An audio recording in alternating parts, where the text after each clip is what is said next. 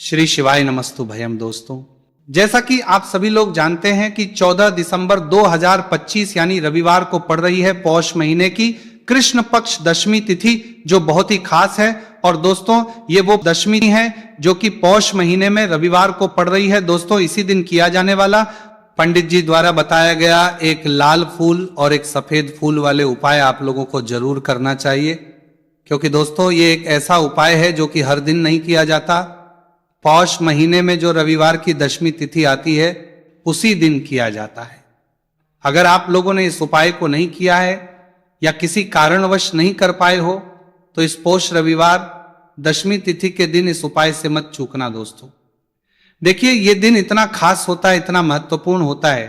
देखा गया है कभी कभी बड़े बड़े पूजा पाठ अनुष्ठान से जो मनोकामना पूर्ण नहीं होती है, वह पौष रविवार के दिन एक छोटे से करने से ही आपकी मनोकामना पूर्ण हो जाती है। और बहुत सारे लोगों ने इस उपाय को किया भी है और उनको इस उपाय को करने का फल भी जरूर मिला है। अगर आप लोग भी इस उपाय को इस रविवार के दिन करना चाहते हैं तो आप इस उपाय को पहले अच्छे से समझ लेना, सुन लेना, उसके बाद करना। आपको इस उपाय का फल जरूर मिलेगा, आपकी सभी मनोकामनाएं पूरी हो जाएंगी। दोस्तों, हम आपको यहां पर बता दें कि ये जो एक लाल फूल और एक सफेद फूल वाले उपाय है, ये उपाय पंडित जी ने अपनी अभी की सीहोर की कथा में ही बताया है। उपाय को करने से आपके घर में चाहे किसी भी प्रकार की दुहक और समस्या क्यों ना चल रही हो, आपको उसका कारण भी नहीं पता है कि भाई ये समस्या किस कारण से चल रही है, उसका कुछ भी कारण हो सकता है। जैसे पितृदोष हो सकता है, कालसर्प दोष हो सकता है, या किसी भी तरह का मंगल दोष भी हो सकता है, और भी बहुत तरह के दोष होते हैं, कुछ भी हो सकता है। पर आपको इस उपाय को करने के लिए अपने दोष को पता लगाने की भी जरूरत है। आपके घर में किस कारण से इतनी दुख और परेशानी आ रही है वो भी आपको पता लगाने की जरूरत नहीं है। बस रविवार को दशमी तिथि के दिन इस उपाय को कर लेना है, क्योंकि इसी एकमात्र उपाय को करने से आपके पूरे घर परिवार में सुख और शांति हो जाएगी। आपके घर में अच्छे अच्छे काम होने लगेंगे। आपकी जो भी मनोकामना होगी वो भी धीरे धीरे करके पूर्ण होना शुरू हो जाएगी। अब हम समझते हैं इस एक लाल फूल और एक सफेद फूल वाले उपाय को आपको करना कैसे है, किसको करना है, किस करना है और कैसे करना है। देखो, उपाय बिल्कुल आसान है, बस समझने वाली बात है, ध्यान से समझिए, उसके बाद ही आप लोग जो है इस उपाय को जरूर कीजिएगा। सबसे पहली चीज हम लोग ये समझते हैं कि इस एक लाल फूल और एक सफेद फूल वाले उपाय को इस आने वाली रविवार दशमी तिथि के दिन किसको करना है। तो देखिए, इस उपाय को घर के सभी सदस्यों को करने की बिल्कुल भी जरूरत नहीं है। घर में से कोई एक मुख्य बड़ा सदस्य इस उपाय को करेगा तो उस घर परिवार के सभी सदस्यों को इस उपाय को करने का फल मिल जाएगा। पर वो बड़ा सदस्य कौन होगा, कौन व्यक्ति इस उपाय को करेगा? तो यहां पर देखिए, हम आपको बता दें, घर की जो बड़ी माताएं बहनें होंगी, घर की बड़ी माताओं बहनों में से कोई भी एक माता बहन इस वाले उपाय को कर सकती है। अपने पूरे घर परिवार के लिए घर में सभी सदस्यों को इस उपाय को करने की जरूरत नहीं है। मात्र घर की जो माताएं बहनें हैं उनमें से कोई भी एक माता बहन इस वाले उपाय को करेगी तो उसके घर परिवार के पूरे सदस्यों को इस उपाय का फल मिलेगा। अगर किसी कारणवश माताएं बहनें घर में उपस्थित ना हो या वो इस उपाय को ना कर रही हो, कुछ दिक्कत हो, तो भाई उस जगह पर फिर घर का कोई बड़ा व्यक्ति भी इस उपाय को कर सकता है। माताओं बहनों के कहने का मतलब यह था कि माताएं बहनें घर की लक्ष्मी होती है। जब घर की लक्ष्मी कोई उपाय करती है तो निश्चित ही भगवान शिवजी जल्दी प्रसन्न होते हैं और उपाय का फल में बहुत जल्दी और बहुत बड़ा करके भी यहां पर देते हैं। तो आप लोग ये बात समझ गए होंगे। अब हम ये बात समझते हैं कि इस वाले उपाय को हमें करना किस समय है। एक लाल फूल और एक सफेद फूल वाले उपाय को हमें दशमी तिथि के दिन करना किस समय है। तो देखिए, इस उपाय को करने का जो समय है, सुबह का समय भी है और शाम का समय भी है। अब देखिए, यहां पर हम मुख्य रूप से सुबह का समय नहीं बोलेंगे, क्योंकि देखिए ये जो दशमी तिथि है, और आप सभी लोग जानते हैं रविवार दशमी तिथि के दिन का प्रदोष काल का मतलब शाम का जो समय होता है ना, इस दिन भगवान शिव जी का सबसे प्रिय दिन होता है। तो आप लोग इसे एक लाल फूल एक सफेद फूल वाले उपाय को सुबह के समय भी कर सकते हो और शाम के समय प्रदोष काल में भी कर सकते हो। सुबह के समय अगर कर रहे हो तो 10 या फिर 11 बजे तक भी अगर उपाय करोगे तो भी आपको उपाय का फल मिलेगा। वही अगर शाम के समय कर रहे हो तो इस दिन जरूर शाम के समय का ध्यान रखना कि शाम के 6 बजे से लेकर 7 बजे के बीच में अगर आप इस उपाय को कर सकते हो तो बिल्कुल कर लेना, पूरी कोशिश करना। पर अगर किसी कारणवश इस समय के बीच में ना कर पाओ तो रात 8 बजे तक भी अगर आप उपाय को करोगे तो आपको उपाय का फल जरूर मिलेगा। यह बात आपको समझ आ गई कि आप इस उपाय को सुबह और शाम दोनों समय कर सकते हो। मतलब करना आपको एक ही समय है, घर में से किसी एक ही बड़े व्यक्ति को करना है, एक ही बार इस उपाय को करना है, दोनों समय नहीं करना है। आपको जो समय अच्छा लगे आप उस समय पर इस वाले उपाय को कर सकते हैं। तो चलिए जानते हैं इन विशेष उपायों के बारे में। लेकिन उससे पहले जो भी मेरे भाई मेरी प्यारी बहनें आज चैनल पर पहली बार आए हैं या मेरी आवाज आज पहली बार सुन रहे हैं, अगर आप भी महादेव के सच्चे भक्त हैं तो वीडियो को लाइक और चैनल को सब्सक्राइब जरूर कर लें और कमेंट बॉक्स में लिखें हर हर महादेव। देखो अब सबसे पहली बात आती है कि इस उपाय को हमें करना किस लिए है। जैसा कि हमने अभी आपसे बोला कि इस उपाय को करने के बाद आपके जीवन में बहुत सारी खुशियां आएंगी, आपकी मनोकामनाएं पूर्ण होंगी, आपकी धन की समस्या दूर होगी, आपकी पैसों की समस्या दूर होगी। अब देखिए, अगर आप लोग सोच रहे हो कि भाई हमें अपना घर बनाना है पर घर बनाने के लिए पैसा नहीं है, हमें गाड़ी लेना है पर गाड़ी लेने के लिए पैसा नहीं है, हमें जमीन लेना है पर जमीन के लिए पैसों की कमी पड़ रही है, अगर ऐसी ही दिक्कत परेशानी या किसी भी तरह की धन से जुड़ी हुई समस्या या पैसों से जुड़ी हुई समस्या अगर आपके जीवन में चल रही है तो ये उपाय निश्चित ही आपके जीवन में मतलब बहुत सारे फल ला कर दे सकता है। इसीलिए अगर आपके घर में बहुत ज्यादा दिक्कत समस्या परेशानी चल रही है, धन से जुड़ी हुई पैसों से जुड़ी हुई धन की बहुत ज्यादा कमी आ रही है, पैसों की आवक नहीं हो रही है, भाई आप लोगों को इस वाले उपाय को जरूर करना चाहिए। घर में से किसी एक भी बटे व्यक्ति को अब इस उपाय में करना क्या है वो सबसे पहले हम लोग जान लेते हैं। उपाय की सामग्री हम लोग सबसे पहले जानते हैं कि इस उपाय में किस किस चीज की आवश्यकता पड़ेगी। तो देखिए, उपाय का नाम तो एक लाल फूल और एक सफेद फूल वाला उपाय है, पर इस उपाय में कुल मिलाकर 4 सामग्री हमें लगने वाली, जो कि पंडित जी ने खुद सीहोर वाली कथा में बताया है। और जो हम आपको उपाय बताते हैं वो पंडित जी द्वारा बताए गए होते हैं, अलग से हम कुछ भी नहीं बताते। तो यहां पर हम लोग समझते हैं कि इस उपाय की सामग्री क्या है। तो देखो, उपाय की जो सामग्री है वो 4 सामग्री है, जिसमें से सबसे पहली सामग्री है एक बेलपत्र। देखो बेलपत्र क्या होती है, बेलपत्र जो शिव की शिवलिंग पर चढ़ती है। दूसरी चीज है एक शमीपत्र, शमीपत्र शिवलिंग पर ही चढ़ता है। तीसरी चीज है दोस्तों एक लाल फूल, उपाय का नाम है। तो एक यहां पर आपको लाल फूल लेना है।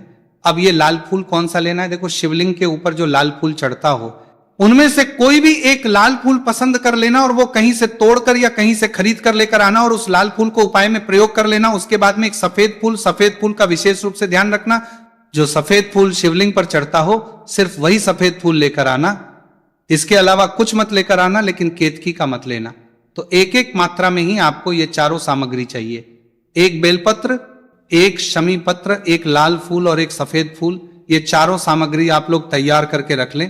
प्रदोष काल में या सुबह के समय जब भी आप इस उपाय को कर रहे हैं, जैसे ही आपके उपाय की सामग्री तैयार हो जाती है तो क्या हम सीधा उपाय को करने के लिए इन चारों सामग्री को उपाय करने के लिए जा सकते हैं? नहीं। तो यहां पर आपको इस बात का ध्यान रखना है कि हम भगवान शिव जी को प्रसन्न करने के लिए तो जा रहे हैं, हम अपनी मनोकामना को पूर्ण करवाने के लिए तो जा रहे हैं, पर हमें यह दर्शाना बिल्कुल भी नहीं है कि हम सिर्फ अपने फायदे के लिए भगवान शिव जी के मंदिर में आए हैं। इसलिए हम इस उपाय को करने के साथ साथ में भगवान शिव जी की पूजन अर्चना के लिए कुछ सामग्री भी जरूर लेकर जाएंगे। जैसे कि सुबह समय अगर आप उपाय को कर रहे हो, इस एक लाल फूल और एक सफेद फूल वाले उपाय को, तो भाई सुबह के समय आपको एक लोटा जल लेकर जाना है। जो लोग प्रतिदिन शिव जी के मंदिर जाते हैं, पूजन अर्चना करते हैं, जल चढ़ाते हैं, फूल बेल पत्र सब कुछ चढ़ाते हैं, भाई वो अपनी पूजन अर्चना वैसी की वैसी ही करना। बाकी जो सिर्फ उपाय को करने के लिए जा रहा है, जो कुछ भी लेकर नहीं जा रहा है, उसे कम से कम एक लोटा जल अपने घर से भरकर लेकर जाना, अगर आप उपाय को कर रहे हो, है ना। क्योंकि इस वाले उपाय को आप भगवान शिव जी की पूजन अर्चना करने के बाद ही करना।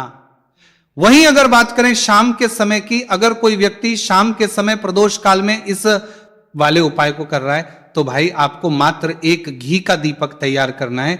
यह बात हम हमेशा बोलते हैं, शाम के समय प्रदोष काल में कोई कर रहे हो ना, तो दीपक का विशेष महत्व होता है। रविवार, दशमी तिथि, दिन का प्रदोष काल में जो भी व्यक्ति दीपक जलाता है ना भगवान शिव जी के मंदिर में, भाई उसके जीवन से सारी दुख और परेशानियां भी दूर होती है। तो भाई इस दिन दीपक का विशेष रूप से ध्यान रखना आप लोग। अगर आप इस उपाय को शाम के समय प्रदोष काल में कर रहे हो, है ना, ये जो दीपक आप लोगे ये आटे का लोगे। जो आटा आप गूंद दोगे उसके अंदर कुछ भी मत डालना, मात्र साधा आटा लगाकर उसे तैयार कर लेना और एक मीडियम साइज का दीपक तैयार कर लेना। दीपक ना ज्यादा छोटा हो ना ज्यादा बड़ा हो, है ना। उसके बाद में दीपक आपका तैयार हो जाए तो इसके अंदर जो बत्ती रखोगे वो गोल बत्ती रखोगे। देखो गोल बत्ती भी दो तरह की होगी, एक बाजार की और एक घर वाली। तो कोशिश करना अपने घर में जो रुई रखी हुई है उस रुई से आप लोग एक गोल बत्ती अपने ही हाथों से बनाओ, उपाय का फल अच्छा मिलता है। भगवान शिव जी जल्दी प्रसन्न होते हैं। जब हम किसी भी उपाय को अपने हाथों से परिश्रम करके तैयार करते हैं तो आपको उस दीपक के अंदर एक गोल बत्ती रख देनी है। इसके अंदर जो चीज आप लोग डालोगे वो डालोगे शुद्ध देसी गाय का घी। इस बात का विशेष रूप से ध्यान रखना, शुद्ध देसी गाय का घी ही डालना है, तेल वगैरह नहीं। आज के दिन तो मत डालना, रविवार दशमी तिथि के दिन, क्योंकि भगवान शिव जी का सबसे प्रिय दिन और प्रिय समय पर हम लोग इस वाले उपाय को कर रहे हैं। तो थोड़ा सा शुद्ध गाय का घी इतना डालना कि वो दीपक कुछ समय तक चल सके। ना बाजार वाला मिलावटी घी डालना, ना भैंस का घी डालना, शुद्ध देसी गाय का घी। आपको ढूंढने में थोड़ी मेहनत लगेगी और महंगा भी मिलेगा, पर गाय के घी से भगवान शिव जी प्रसन्न होते हैं और उसी शुद्ध देसी गाय के घी से घर में बरकत भी बनी रहती है और हमारे घर में सुख शांति भी बनी रहती है। इसलिए इस शुद्ध देसी गाय का घी अपने घर में हमेशा रखा करो। वो भगवान शिव जी के कार्यों में भी उपयोग में आता है और उपायों में भी हम लोग प्रयोग कर सकते हैं। तो यहां पर आपकी सारी तैयारियां हो चुकी है। उपाय को करते समय शुद्धता का विशेष रूप से ध्यान रखिएगा। सुबह कर रहे हो तो भाई सुबह तो आपको स्नान करना ही करना है। बाकी शाम को कर रहे हो तो शाम को मात्र हाथ मुंह धोकर भी आप लोग इस वाले उपाय को कर सकते हो, कोई दिक्कत वाली बात नहीं है भाई।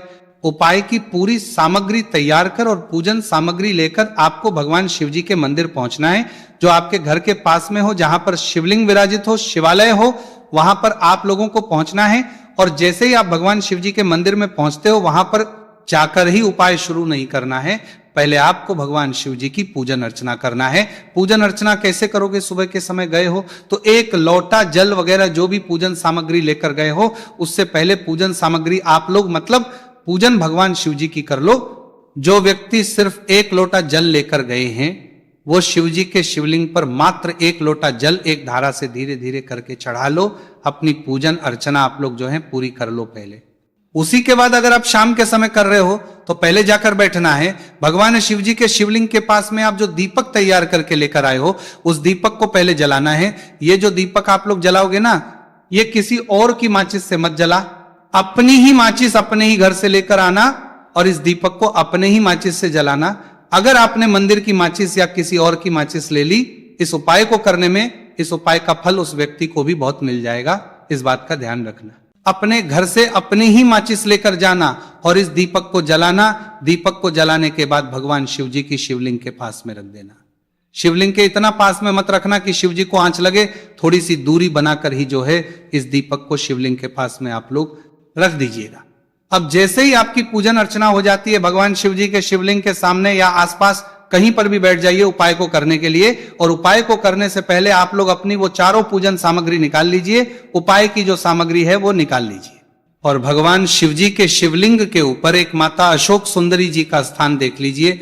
माता सुंदर जी का जो स्थान होता है वो जलाधारी के ऊपर होता है, जलाधारी के बिल्कुल बीचों बीच में होता है। आप लोगों ने देखा भी होगा शिवलिंग की जलाधारी होती है, जलाधारी के बिल्कुल बीचों बीच का जो स्थान होगा वो माता अशोक सुंदर जी का स्थान होगा, क्योंकि यहीं पर हमें ये जो है उपाय को करना है। सबसे पहली चीज, जब हम उपाय को करना शुरू करते हैं, आप सबसे पहले अपनी एक बेलपत्र उठा लो। एक बेलपत्र को आपको माता अशोक सुंदरी जी वाले स्थान पर सबसे पहले समर्पित करना है। बेलपत्र की डंडी का मुख होगा